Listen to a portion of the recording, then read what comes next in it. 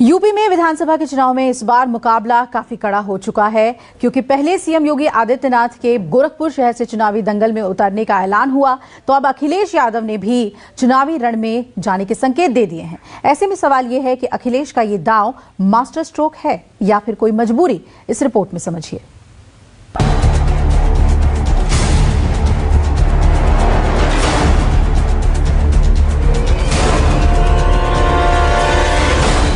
आजमगढ़ ने चुना है मुझे, आजमगढ़ की जनता से, और उनसे अपील करके, उनसे बता करके तभी आगे चुनाव लड़ूंगा। समाजवादी पार्टी आज बैकफुट पर आ चुकी है अपनी पहली सूची के बाद। क्यों ऐसे सुरक्षित इलाके की ओर भाग रहे हो जहां से आपको जीत करके नहीं आना है? मैं यह मानता हूं कि श्री अखिलेश यादव जी भाजपा की लहर से भयभीत हैं।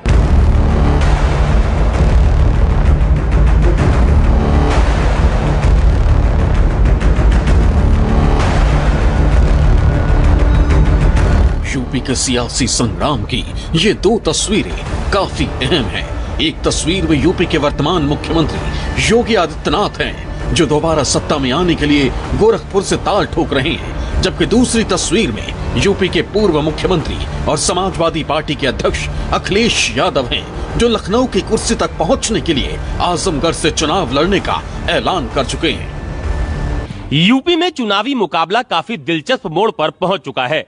पहले मुख्यमंत्री योगी आदित्यनाथ ने चुनावी रण में उतरने का ऐलान किया, तो योगी की राह पर चलते हुए समाजवादी पार्टी के राष्ट्रीय अध्यक्ष और यूपी के पूर्व मुख्यमंत्री अखिलेश यादव भी चुनावी दंगल में अपनी किस्मत आजमाने जा रहे हैं। पहले 400 सीटें जीतने का दावा, फिर अपने वादे को पूरा करने के लिए चुनावी दंगल में सीधा मुकाबले का ऐलान। कुछ इसी अंदाज में एसपी के मुखिया अखिलेश यादव 2022 की जंग में ताल ठोक रहे हैं। इस बार के चुनाव में कुछ अलग अंदाज में नजर आ रहे अखिलेश यादव ने इशारों में ये भी कबूल कर लिया कि आजमगढ़ की धरती से चुनावी जंग में उतरेंगे तो जरूर, लेकिन एक बार वहां की जनता से भी मुहर लगवाएंगे।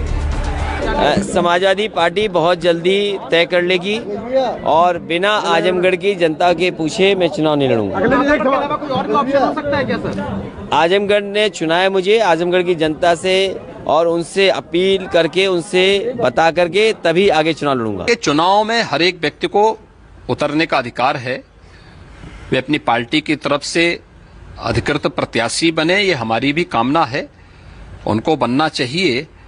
लेकिन एक बात तो सामने आ गई है कि समाजवादी पार्टी आज बैकफुट पर आ चुकी है अपनी पहली सूची के बाद। अब उनकी हिम्मत नहीं हो पा रही कि अगली सूची वो जारी कर सकें, क्योंकि किसकी करें किसकी न करें। और अगर करते हैं, जिन जैसे पेशेवर माफिया और अपराधियों को इन्होंने पहली सूची में स्थान दिया, अगर ऐसे ही करते हैं तो जनता के सामने उनको मुंह दिखाने की स्थिति नहीं होगी। फिलहाल अखिलेश यादव आजमगढ़ से सांसद हैं। ऐसे में विधानसभा चुनाव लड़ने के लिए उन्हें लोकसभा की सदस्यता छोड़नी होगी। फिर सवाल ये भी है कि समाजवादी पार्टी ने अपने अध्यक्ष के लिए आजमगढ़ की सीट ही क्यों चुनी। आइए इसका मतलब भी समझ लीजिए। क्योंकि आजमगढ़ एसपी का मजबूत गढ़ माना जाता है। जिले की 10 विधानसभा सीटों में से 5 पर एसपी का कब्जा है। 4 सीटों पर बीएसपी और 1 सीट बीजेपी के खाते में गई थी। कहा जा रहा है कि आजमगढ़ की 10 विधानसभा सीटों में से अगर अखिलेश यादव किसी भी सीट से चुनाव लड़ते हैं तो इसका फायदा पार्टी के बाकी की 9 सीटों पर भी मिल सकता है। साथ ही पूर्वांचल पर भी इसका असर पड़ता हुआ दिखाई देगा। साथ ही बीजेपी की रणनीति की धार को भी कुंद करेगा, क्योंकि पश्चिमी यूपी की भरपाई के लिए बीजेपी ने भी पूर्वांचल पर ही जोर लगाया है। अब अखिलेश के मैदान में आने से मुकाबला दिलचस्प हो गया है, क्योंकि सीएम योगी भी गोरखपुर से चुनाव लड़ रहे हैं। अखिलेश के मैदान में आने से पूर्वांचल में दिलचस्प मुकाबला होगा। चुनाव से भागने वाले बीजेपी के आरोप पर जवाब देने की कोशिश, आसपास की सीटों पर असर की संभावना। लेकिन जैसे ही अखिलेश ने चुनावी दांव चला, बीजेपी के खेमे में खलबली मच गई। जवाब देने के लिए पार्टी ने अपनी पूरी फौज को उतार दिया। चुनाव में जाने की हिम्मत नहीं जुटा पा रहे हैं। अभी एक खबर जरूर मैं देख रहा हूं आप सबके माध्यम से, वो विधानसभा चुनाव लड़ेंगे, लेकिन वो कहते थे कि हमने विकास किया है। और अगर आपने विकास किया है तो सीट को चुनने में इतना देरी क्यों लगा रहे हो, और ऐसी सीट क्यों नहीं चुन रहे हो जहां आपने विकास किया है? क्यों ऐसे सुरक्षित इलाके की ओर भाग रहे हो जहां से आपको जीत करके नहीं आना है?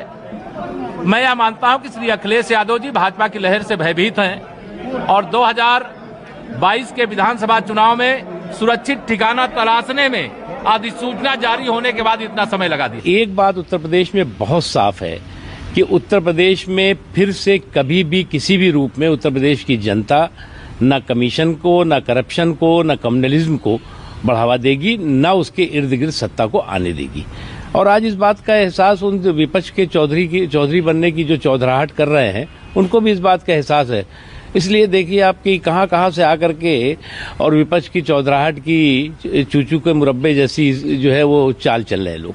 देखिए एक बात बहुत साफ दिखाई पड़ती है कि अभी तो कानून को झटका दे रहे हैं, आने वाले दिनों में कानून को हलाल करने में ये जरा से भी कोर कसर नहीं छोड़ेंगे।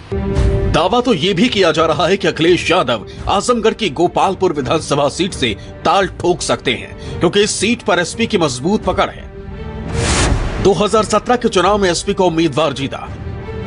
पिछले 5 चुनाव में 4 बार एसपी की विजय हुई। मुस्लिम यादव फैक्टर की वजह से एसपी का गढ़ है। यूपी चुनाव में सबसे कड़ा मुकाबला पूर्वांचल की ही धरती पर देखने को मिलेगा। पूर्वांचल एक्सप्रेसवे पर पहले ही बीजेपी वर्सेस समाजवादी पार्टी हो चुका है।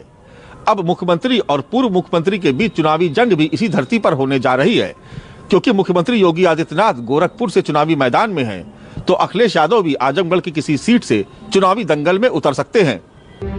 ऐसा चुनावी करिश्मा पहली बार होने जा रहा है जब सूबे के वर्तमान मुख्यमंत्री और पूर्व मुख्यमंत्री विधानसभा के रण में आमने सामने हैं और दोनों के सामने ही अपनी पार्टी को सत्ता का सिरमौर बनाने की चुनौती है।